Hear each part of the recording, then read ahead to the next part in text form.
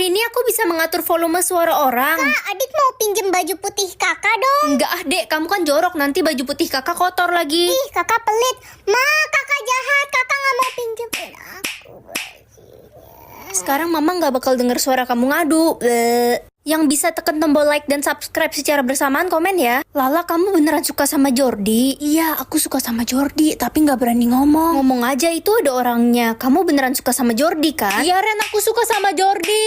Lala, aku nggak salah denger. Kamu suka sama aku. Maaf ya, aku udah suka sama orang lain. Lala, maafin aku. Guys, jangan ada yang mau temenan sama Ren. Dia itu nggak setia kawan. Gue ada buktinya pas dia lagi.